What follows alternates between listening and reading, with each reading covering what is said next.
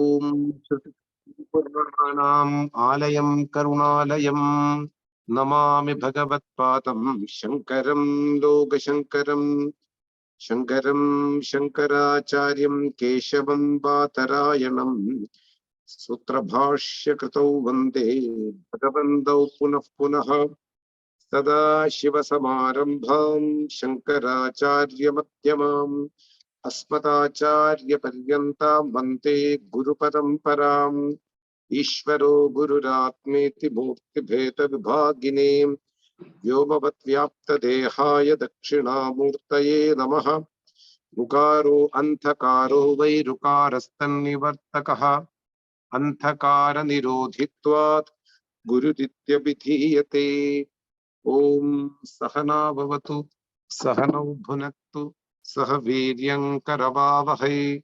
Tejasvinavadhitamastu Ma Vidvishavahai Om Shanti Shanti Shanti Om Namo Bhagavate Vaivasvataya Mrityave Brahma Vidya Acharyaya Nachiketase Namaha.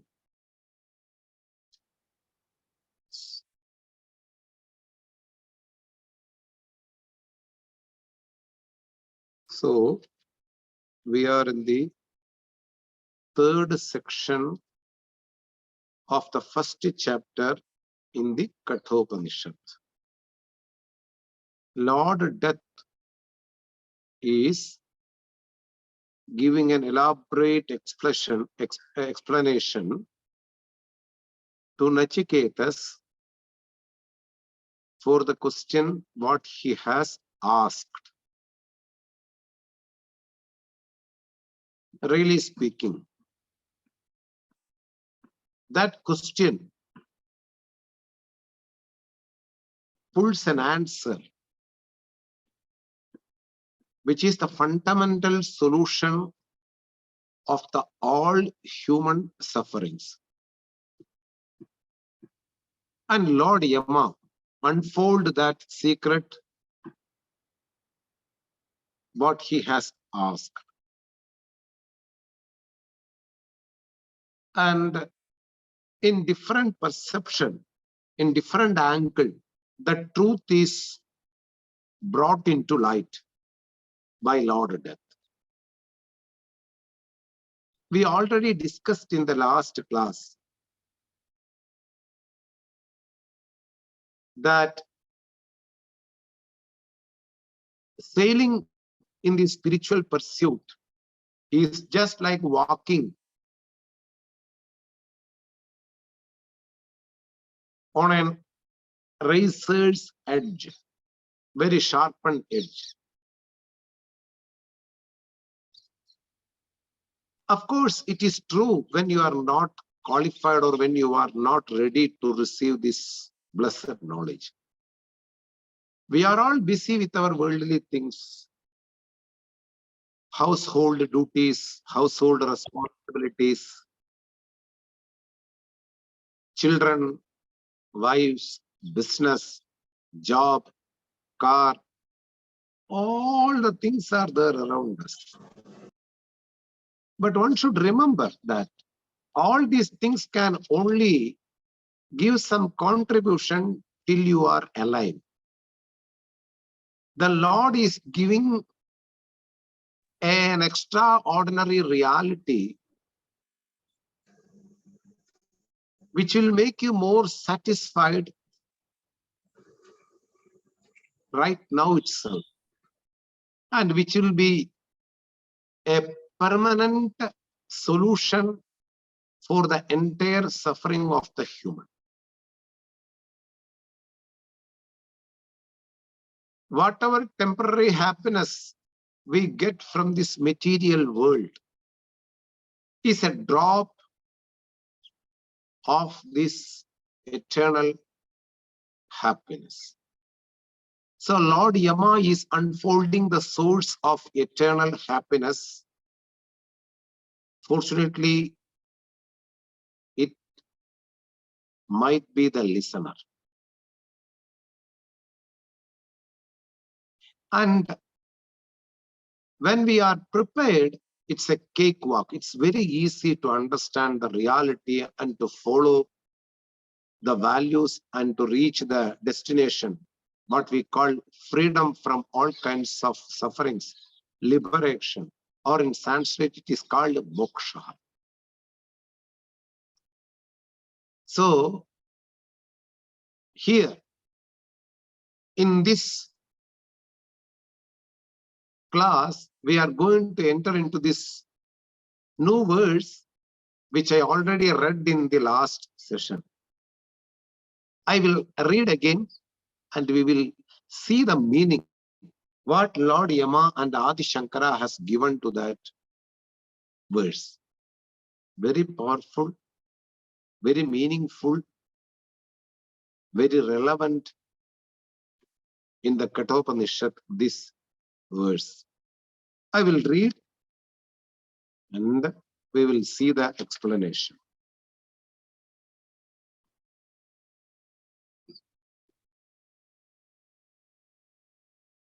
15th verse of the 3rd session of the 1st chapter in the Kaṭha Upaniṣad. Ashabdamasparshamarupamavyayam tatharasam nityam agandavachayat anati anantam mahatah param dhruvam nichaya tan mrityumukhat pramuchyate. Once more I will read. Ashabdamasparshamarupamavyayam tatharasam nityam agandavachayat anadi anandam mahatah param dhruvam nichayatan mrityumukhat pramuchyate.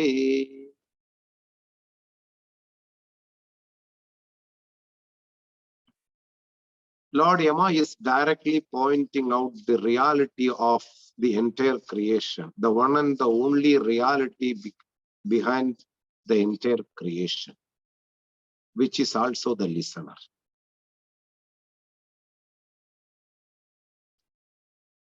Very Mahavakya, Tattvamasi, you are that, a listener, a traveler, an experience hunter. You are the eternal source of happiness. You are the almighty consciousness of the base of the creation. That reality is being pointed out through this verse. We know that the whole world, what we call names and forms, nothing other than that. Anything in the world is a name and it has a form. It is just a superimposition on the reality. And people take these names and forms are true and they will conduct their empirical life. This vyavahar. Names and forms seems to be true. Really speaking, they are apparent reality. They are superimposed on the real thing. That truth is being revealed here by Lord Death to Nachiketas, so that Nachiketas can easily understand that there is no death and birth for each and every living being. The death is for the body, the death is for the form, which is not me or you. That form is just a superimposition on the reality. That reality is being pointed out by Lord Death by different negative words. That those words which seems to be negating something. Like Ashabdham, which is not understood by the sound. So, in Sanskrit, when we put A in the front of a word, it becomes an opposite of the word. Like the Opposite of the like is unlike. Like interrupt, disinterrupt. So this will make the opposite word of the interrupt. Okay. Here, a lot of opposite words are given. Very tricky, and it is very easy to understand when I explain you properly. We are going to identify the reality through these words given by the Lord Death, and which is the listener. When I say reality, means you don't go searching here and there. It is the reality of the listener, the intrinsic nature of the listener. I would like to give some examples before entering into this verse so that it will be easy to understand. In order to identify a thing in the world, we have two ways. One is intrinsic characteristics, if you come to know about a thing, or incidental characteristics. I will explain you. Don't get confused of this explanation. When we want to identify a thing, the characteristics of that thing, which is intrinsic, which will not come and go, that is called intrinsic characteristics. Like when we are studying in the school, in order to identify a person, in the register, we will give the name, we will give the father's name, we will give the address of the house. After that, there is a black mole in the left palm. There is a wounded scar in the forehead. They will write on the register of the person. And this will be forwarded to the next class. After that, this will be forwarded to the another class. So the interest, the college, everything, academical college, everything will be, this mark will be identified. A black mole in the left palm. It will not go away. By birth, you have a wounded scar. You got a wound in your forehead. You fell down somehow. Then you got a scar. Thus, these characteristics regarding myself or you are intrinsic. They will not go away even if you take a proper bath, even if you go for a massage, or even if you go for a steam bath, it will not go like your nail polish or hair dye, like, this is intrinsic. The black mole in your left hand is an intrinsic characteristic. Similarly, the wounded scar, it will not also go.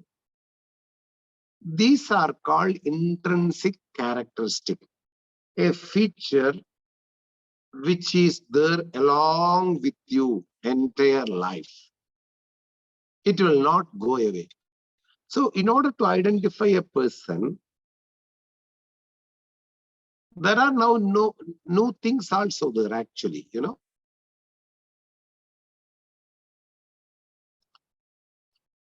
Our certain features in our eyes, the thumb impression, all these things are unique only for that body. These are all intrinsic feature of the person. It will not come and go away. So in order to identify a person, we have intrinsic features. Similarly, there are incidental features. In a crowd, you are talking to your friend in the mobile, and it's a big crowd, and you are communicating with your friend, and you are giving some identification regarding you. I am in the black pants and blue shirt near to that popcorn selling stall. So 3 identifications you given in order to identify you to your friend. Again, I will repeat. I am near to the popcorn stall in this exhibition in the black pants and in the blue shirt. So it is very easy for him now to identify you, because there are 3 main attributes you have given to your friend. What are they? Popcorn stall and the black pants and the blue shirt. Easily he will identify you because of these marks which you have given.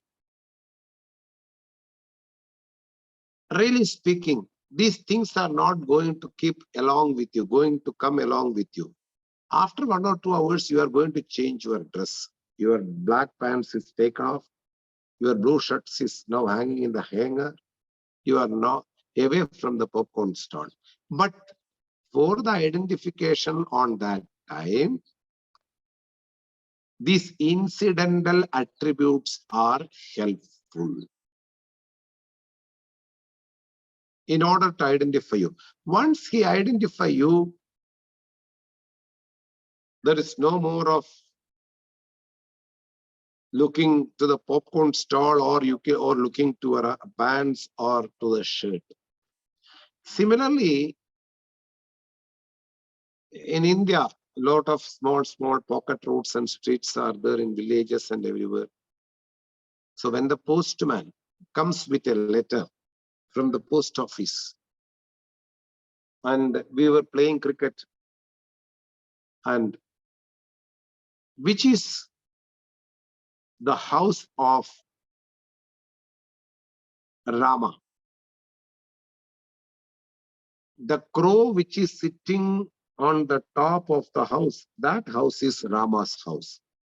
The postman will easily identify Rama's house because we already told the postman a crow which is sitting on the top of a house, that house belongs to Rama's house, because you want to give a letter for Rama. The crow is incidental. Again and again, when he wants to give the letter to Rama, the postman will not look towards the crow. Whether the crow is sitting or not, then only it will become Rama's house. No. For the time being, in order to understand which is the house of Rama, the person showed an incidental attribute that is called that crow, a house which has a crow sitting on the top, that is Rama's house. Very important. In order to know something, we need certain incidental attributes, certain data which may only an incidental attribute, incidental feature. Some are intrinsic. We are going to deal with the intrinsic features, intrinsic characteristics. Here, Lord Yama listed certain incidental features or incidental characteristics or incidental attributes in order to know the reality. I want to give you an example again so that it will be a firm understanding on incidental and intrinsic attribute. How do we know that there is power or not? Looking towards the light which is there inside my room, I will identify that there is power, because the bulb or tube light, whatever it may be, when you switch on, it will light. It will spread light all around.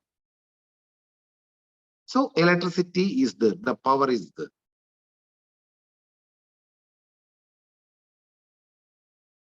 An incidental attribute of electricity.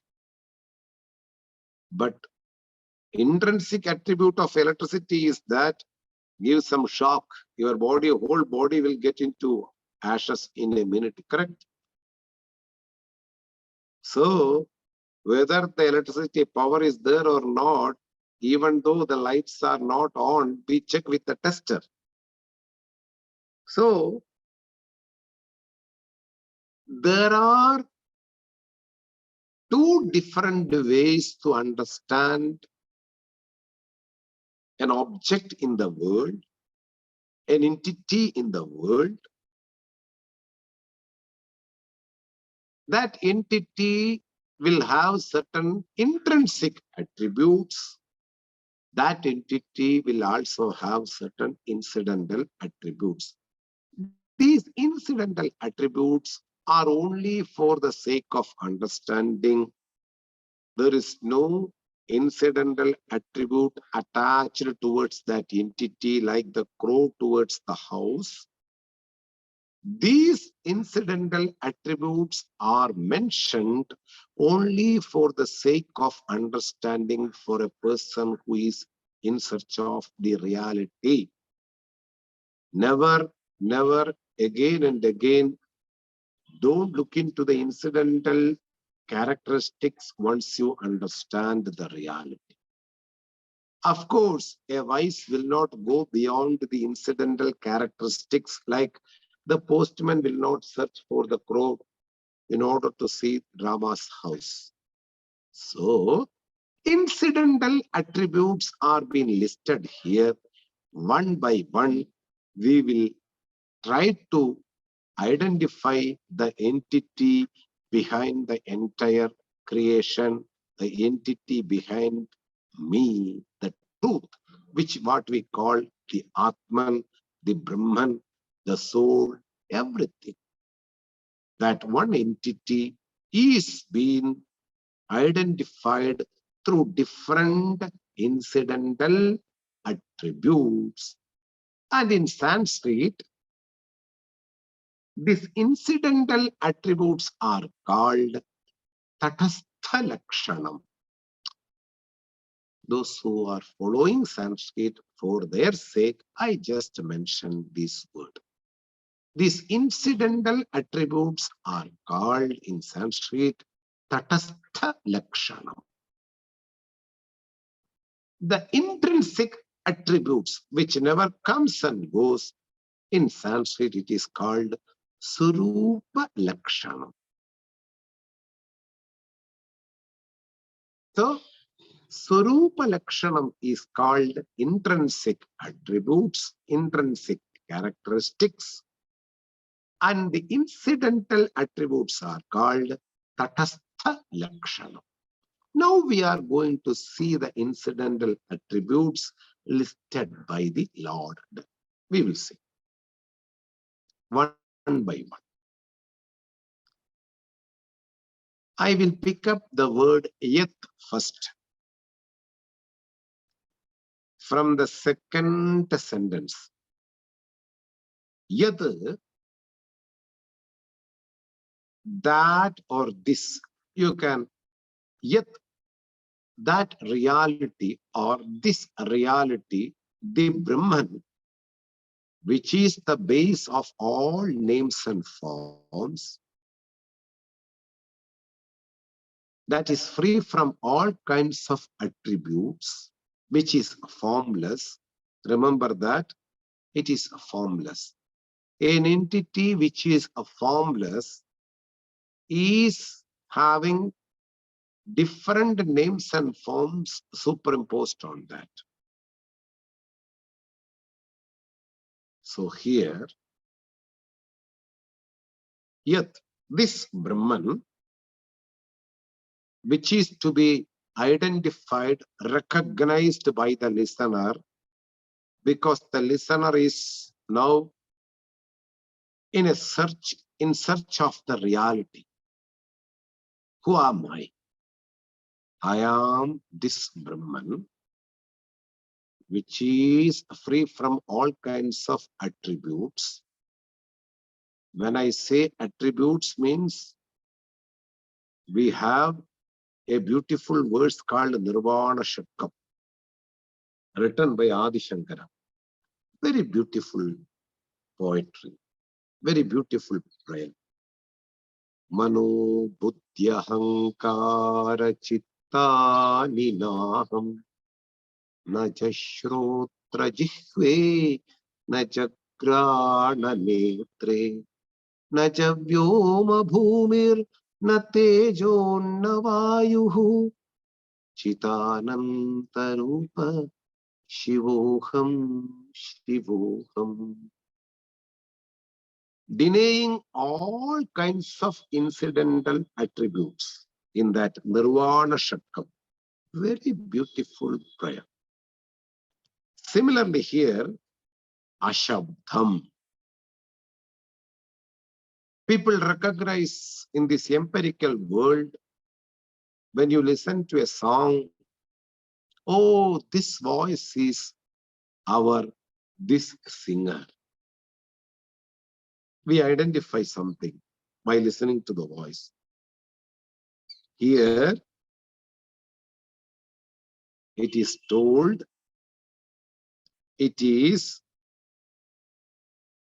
without sound. There is no sound for Brahman. Then why people are meditating on Om? A relevant question you may ask.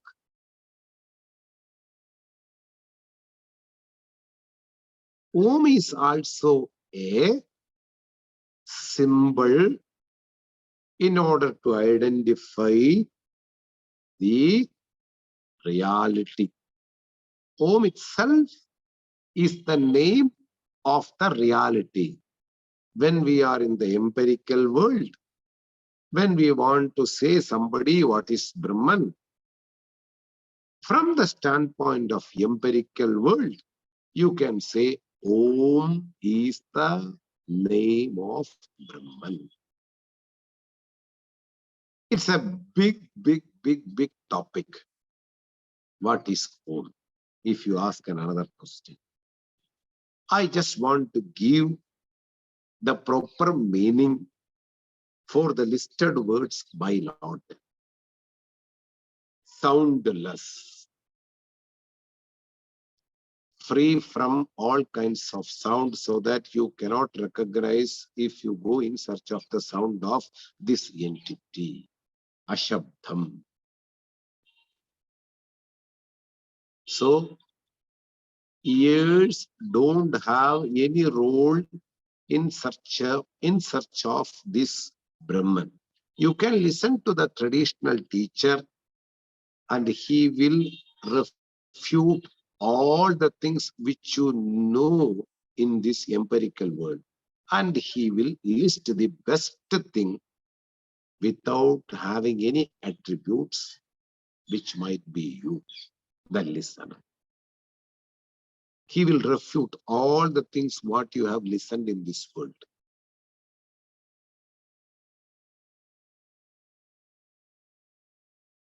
So, Ashabdham.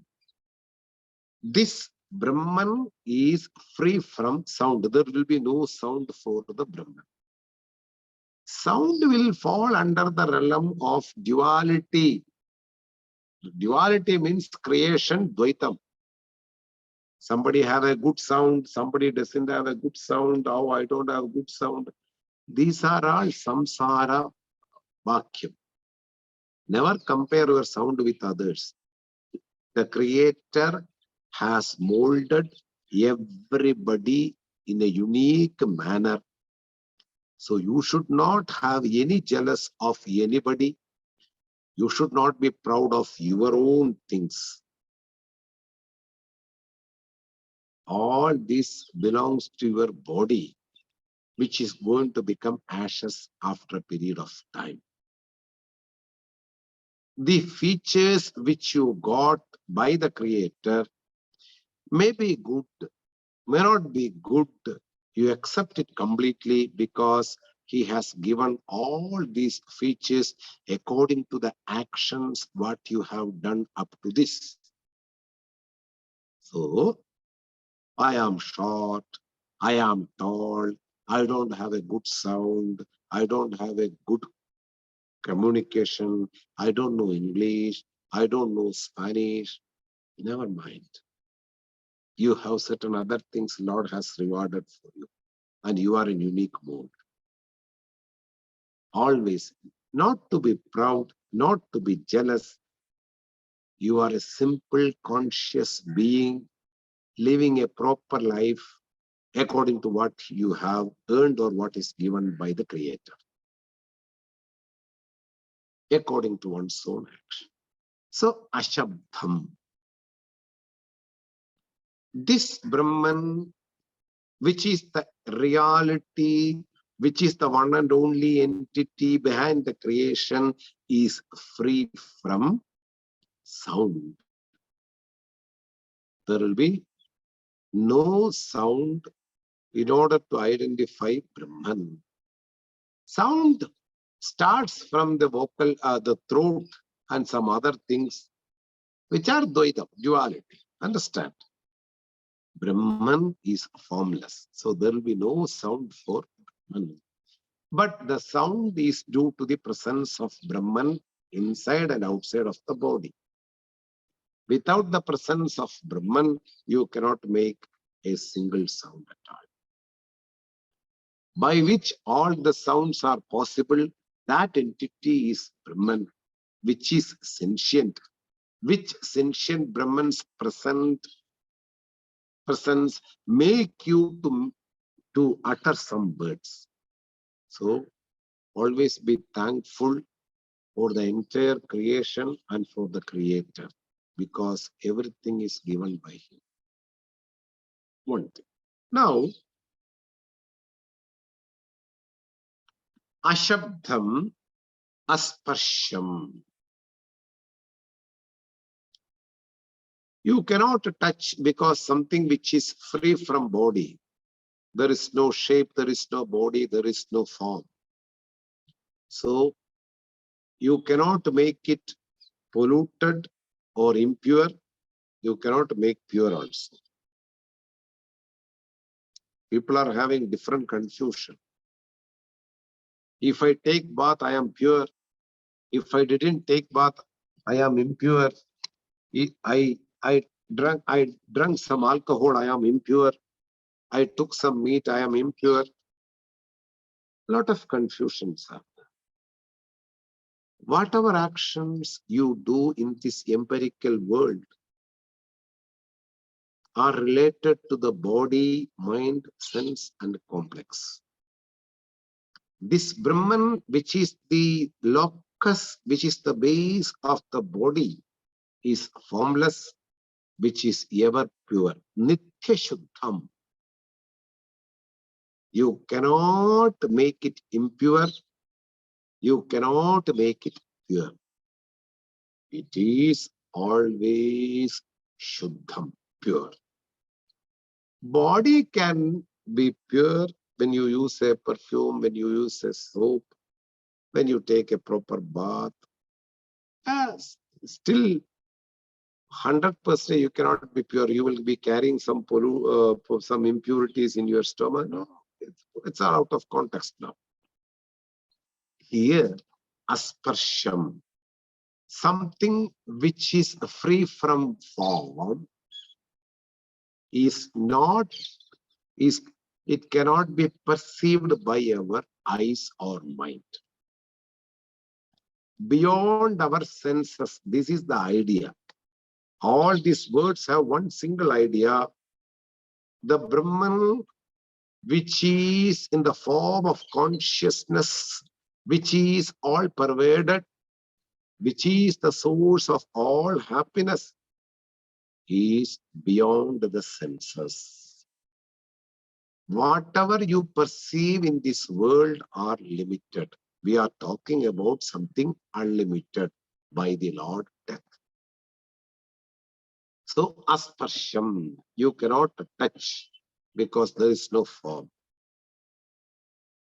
Arupam, there is no rupam, a shape or a form.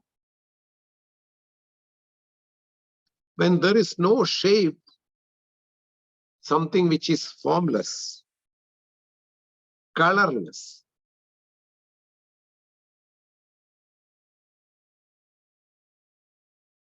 you cannot identify a thing. Remember that sentence? A superimposition can only occur when a thing is already evident to you. It may not be perceived by your senses, but there is a thing. That's why superimposition happened. When you see a body, the superimposed body is the proof that there is an entity already existing there on that entity which is not completely clear for me, but which is evident. That is why the body I see. Like a snake in the rope. You may not perceive the rope, you will perceive a snake, and the snake is the proof that something is there already existing. Without the existence of this entity, there is no superimposition. So that superimposed entity is not available for any senses which we have to deal with the world. So all the data you can collect from the material world, which will not fit to understand the reality or the entity, which is the base of entire creation. All the data you have to collect from the scriptures, that is called pramanam. The sixth pramanam, valid means of knowledge. Scriptures are valid means of knowledge because it reveals a unique entity, what we call Brahman. So, the valid means of knowledge, the Upanishad reveals the entity by giving these words like Ashabdam, Asparsham, Arupam. There is no color, there is no form, so eyes don't have any role. So that consciousness is to be understood as you are, without employing any senses. You can listen to the teacher. Teacher will not bring the consciousness right in front of you. He make you to recognize that you are not the human body, you are the fundamental reality of the entire creation. You behave like that. You don't behave like a human body. Slowly you come out of your habitual errors and start to live a life according to the reality what you have recognized. This is the role of the teacher. Like there are 10 people crossing the river. After crossing the river, the leader start to count the all members, whether 10 are there or somebody has gone along with the river. But he himself dropped and counted other 9, and he was in trouble. Always he's only getting 9 when he counts. Then somebody was going in the opposite side of the river, and he says that you are the 10th man, hey guy, Deshamaha Tomasi. Similarly, the traditional teacher says you are the reality because you are being misled by your parents, by your relatives, by your society, because they even don't know what is the reality of the entire creation. And you also taken granted that you are a human being. From that fake identity, the scripture reveals through a traditional teacher that you are the creator, you are the locus of the creation. Once this is revealed, you recognize yourself that you are free from sound. The sound will be falling under the realm of duality, which is creation. I am not the creation. I am the entire creator. Whole universe is existing on me, and I am not subject to death and birth. I am Ashabdam, free from sound. I am Asparsham, cannot be touched by anything. I cannot be, I, I am not impure, I am not pure. I am the conscious being. Nitya Shuddhatva. Permanently I am pure. Eternal eternal pure. Arupam, Avyayam. What is meant by Avyayam? Asparsham, Arupam, Avyayam. Avyayam means that will not get decayed or distracted, will not have any kind of decay or destruction. There are four means to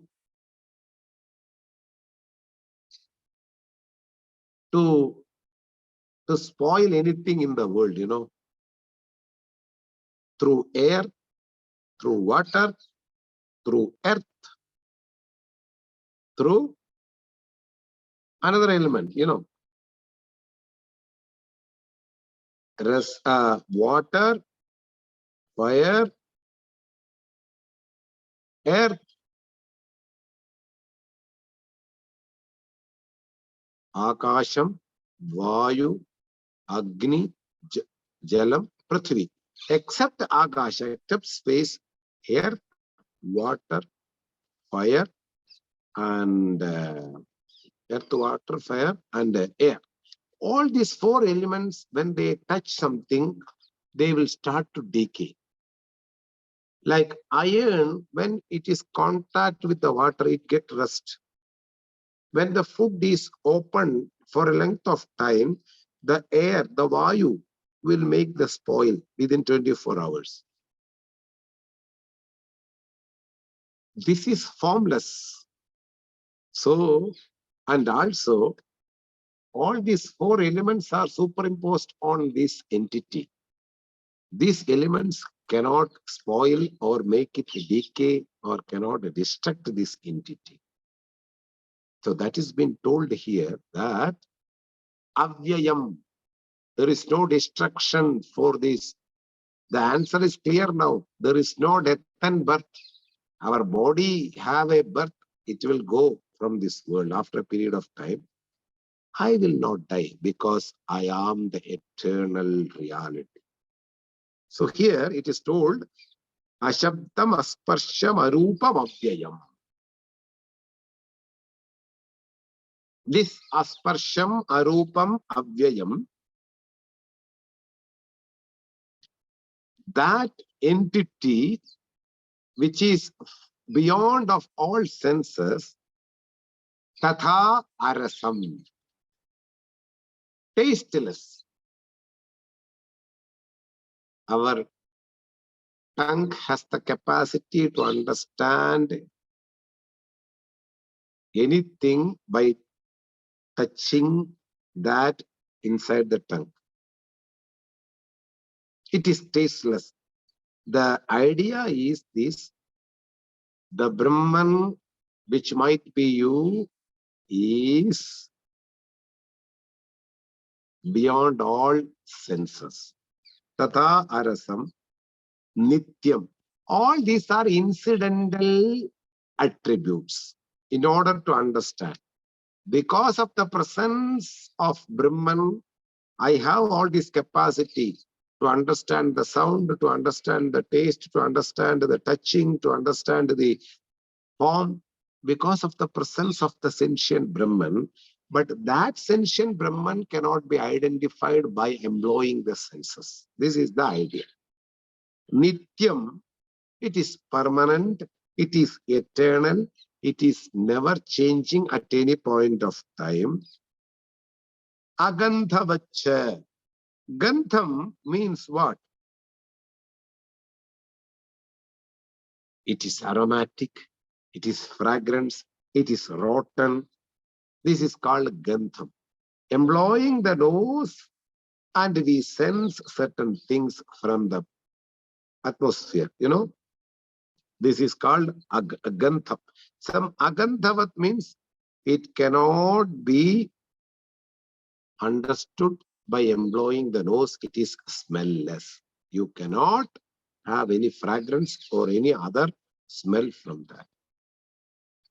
Chayad, this Brahman. Now I will tell the whole idea of the two sentences. Then to the next two sentences, we will go in the next class. First, I will give complete of idea of these two sentences. Yad, this Brahman is beyond the senses. This is the idea. Because senses belong to the realm of duality. If you are enjoying, you are getting material happiness, which is a drop of the eternal happiness. Seeing your kids, seeing your wife, communicating through mobile with somebody, anything which is making you happy, and you get a drop of happiness from the ocean of happiness, which is already you. The ocean is you, and you get some drop of happiness from the secondary thing. That ocean is identified by negating all the ideas. Ashabdham, it is soundless. You don't try to understand through the sound of Brahman. There is no sound for Brahman. Asparsham, you cannot touch Brahman. Arupam, there is no form or color. Denying everything, refuting everything. Avyayam, which is not subject to any kind of destruction. Avyayam. Na vedi iti avyayam. Tatha rasam. And also it is free from all kinds of taste. Nityam agandhavachayad. It is nityam. Never subject to any kind of destruction. And also free from all kinds of smell and fragrance. This Brahman.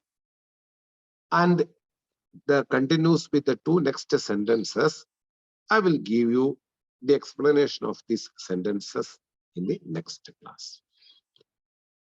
Om Swasti Prajabhya Paripalayantam Nyayena Margena Mahim Mahishaha Gobrahmanebhya Shupamastu Nityam Loka Samasta Sukhino Bhavantu Kale Varshadu Parjanyaha Prithvi Sasya Shalini Deshoyam Troparahitaha Brahmana Santu Nirbhayaha Sarve Bhavantu Sukinaha Sarve Santu Niramayaha Sarve Bhadrani Pashyantu Ma Kaschat Dukkha Bhavet Asato Ma Sadgamaya Tamaso Ma Jyotirgamaya Mrityorma Amritam Gamaya Om Purnamatah Purnamitam Purnat Purnamudachyate Purnasya Purnamataya Purnameva Vashishyate.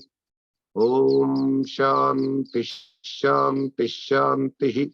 Hari Om Shri Gurubhyo Namaha. Hari Om.